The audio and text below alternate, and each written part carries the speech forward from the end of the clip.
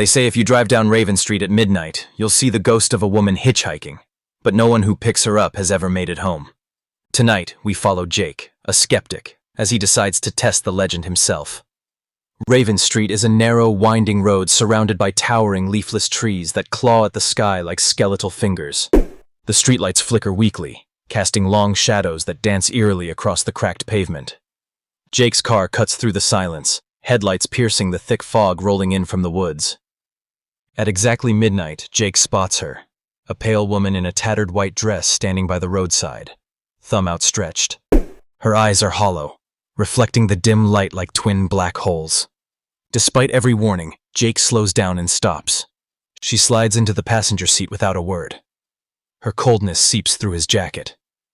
Jake tries to break the silence, asking where she wants to go. She whispers, barely audible, "Home." As they drive, the fog thickens until the world outside the windows disappears entirely. The radio crackles with static, then a faint voice, a child's laughter, chilling and distant. Jake glances at the woman, but her face has transformed. Her eyes bleed darkness, and her mouth stretches into a sinister grin. Suddenly, the car's engine sputters and dies.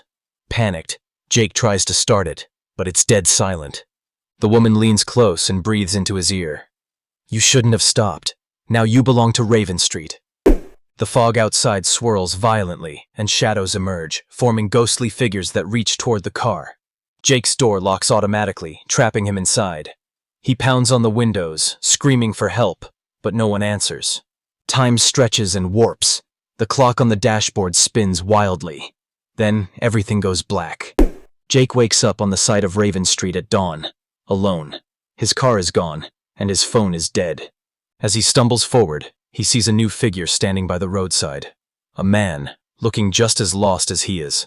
Was it a nightmare? Or did Jake become part of the legend, another soul trapped forever on Raven Street, waiting for the next driver to stop? The road remains silent, but if you listen closely in the dead of night, you might hear the faint sound of a car engine dying and a desperate scream fading into the fog. Yet, the story doesn't end there. Local townsfolk whisper that the curse of Raven Street is ancient, born from a tragedy long forgotten. Decades ago, a woman named Eleanor lived in the nearby village, known for her kindness and beauty. One stormy night, she vanished without a trace along that very road. Some say she was betrayed by someone she trusted, left to die alone in the cold. Since then, travelers have reported strange happenings on Raven Street, unexplained chills, fleeting shadows, and the sorrowful wails of a woman lost in time. It is said that Eleanor's spirit roams the road, seeking redemption or revenge, forever trapped between worlds. Jake, though a skeptic at heart, now feels the weight of those old stories bearing down on him. As he walks away from the place where his car vanished, he notices the landscape subtly changing. The trees seem more twisted, the fog thicker, as if the road itself is alive, breathing with a malevolent will. He tries to call for help again, but his phone remains dead, its screen cracked and lifeless. Panic sets in. With no other option, Jake continues down the road, hoping to find a way out before night falls again. Hours pass, and the sun climbs higher, but Raven Street refuses to release its grip. The road stretches endlessly, looping back on itself in impossible ways. Landmarks disappear, replaced by eerie replicas that confuse and disorient. In the distance, Jake hears a faint melody, a lullaby sung by a voice both beautiful and haunting.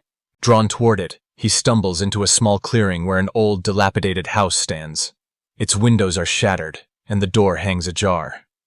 Inside, dust swirls in the beams of light filtering through the broken roof. On the wall, faded photographs show a smiling woman, Eleanor, surrounded by a family long gone. A diary lies on a table, its pages yellowed and fragile. Jake picks it up, reading entries filled with hope and love, but ending abruptly with a chilling note. "They are coming for me. If you find this, beware the road." A sudden chill fills the room as whispers echo around him. Shadows move just beyond sight, and the temperature drops sharply. Jake senses a presence, not hostile, but desperate. He realizes Eleanor's spirit is trapped, bound to Raven Street by sorrow and betrayal. Perhaps by understanding her story, he can break the curse and free them both. Determined, Jake vows to uncover the truth behind Eleanor's disappearance. He spends days piecing together clues from town records, old newspapers, and conversations with hesitant locals. Each revelation paints a picture of heartbreak and injustice, involving secrets that some would kill to keep buried. As night falls once more, Jake returns to Raven Street, armed with knowledge and a resolve to confront the darkness. The fog envelops him again, but this time, he is prepared. The ghostly woman appears, her eyes pleading. Jake speaks gently, acknowledging her pain and promising to tell her story so she can finally find peace. For a moment, the air stills, and the oppressive atmosphere lifts slightly. The shadows retreat, and the car engine sputters back to life. Jake's door unlocks, and the fog begins to dissipate. As dawn breaks, Jake drives away from Raven Street, the road behind him clear and silent. The curse, it seems, has been broken, at least for now.